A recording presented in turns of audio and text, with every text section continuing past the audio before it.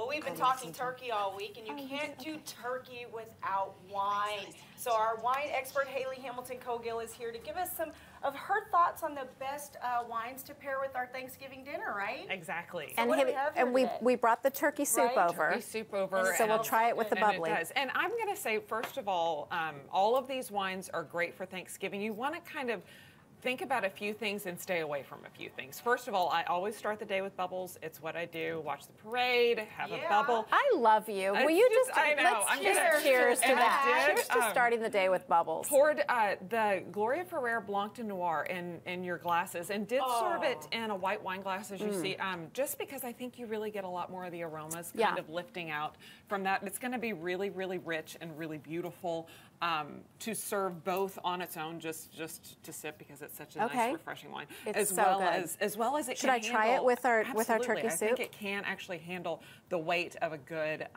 turkey or any kind of your Thanksgiving kind of dishes. I think it's so rich, cherry, strawberry, everything you want. This is so good. The other bubble I brought that I really, really love is the Domaine Carneros Ultra Brut. It's very, very dry. They basically don't put a lot of there's not extra residual sugar. It's the dosage that they add to kind of help that second fermentation along. It's done with sugar.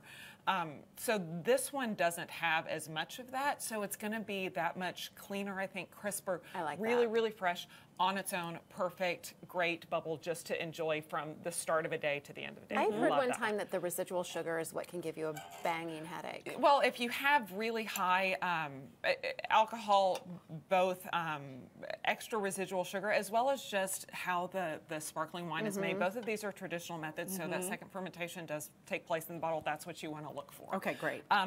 A handful of whites. If you're a white wine fan, you always want to drink white wine. Yes. Riesling, a dry Riesling is the way to go. This one is from Brooks Winery in Willamette Valley. Tried this not too long ago. There's such a nice herbal earthiness to it. Is it super sweet though? No, and it's very, very dry. And that's just, Riesling is such a perfect food wine because it can match with so many different things. High acidity, which that's what you want to look for, has some good alcohol, and that's if it has a lower alcohol, usually there's a little bit extra sugar, and so it's going to be a little sweeter. So it's nicely balanced, really, really fresh. Another one is from, I talked about Alto Adige last week. This is a Gruner Veltliner from Novicella.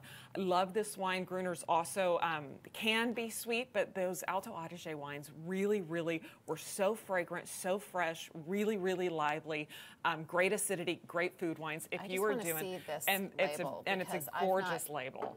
Sorry, I'm going to take it away from you. Yeah, it's such a beautiful. You really raved about this region for their wine. Well, and I think because the acidity is so bright and so present, so you could do, if you're like a creamy butternut squash soup, pumpkin soup kind of, this is the perfect wine to pair with it, because the acidity is going to cut through that richness and just really, really pair nicely. Nice. Van Duzer Rosé, the Pinot Noir Rosé. Pinot Noir is kind of the go-to grape variety for Thanksgiving. It goes great with turkey, goes great with kind of all those hearty Thanksgiving and roasted kind of flavors. Some people think rosé is only for summertime. I don't. I think rosé is a great go-to, along with what we've got in our glass. Great go-to for enjoying with food, enjoying throughout a meal. Really, really special wine. And I'm going to have tips for where you can find all of these on my website, but a lot of these wineries are also doing kind of Thanksgiving and holiday specials, so you can get some good shipping deals. And hurry and order now, and I guess, order now, for Thanksgiving.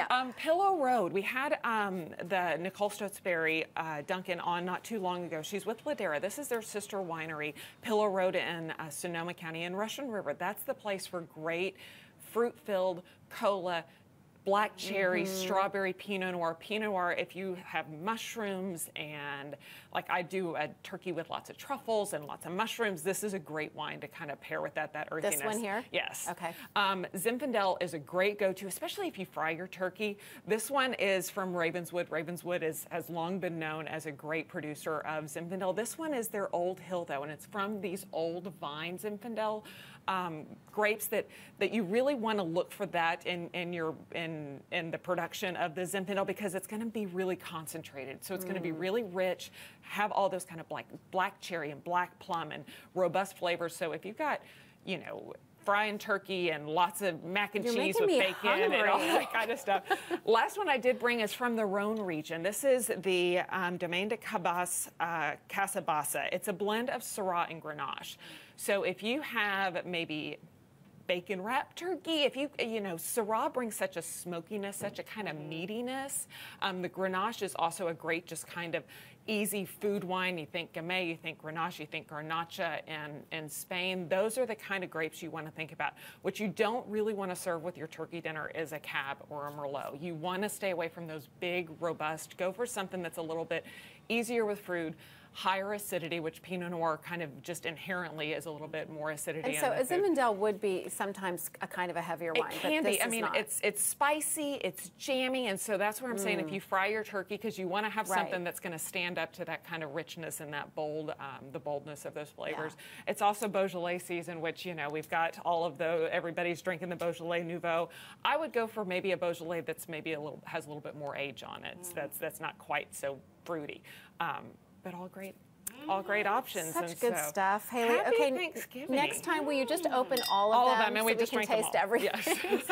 Okay, as Hayley said, more information on her website, DallasUncorked.org, and I'll bet you've got some great. She's a phenomenal cook, by the way, so I'll bet you've got some great We've got some good recipes ideas. and, absolutely. Love it. So check that out for Thanksgiving, and we're back with more broadcast right after this. Cheers. Cheers.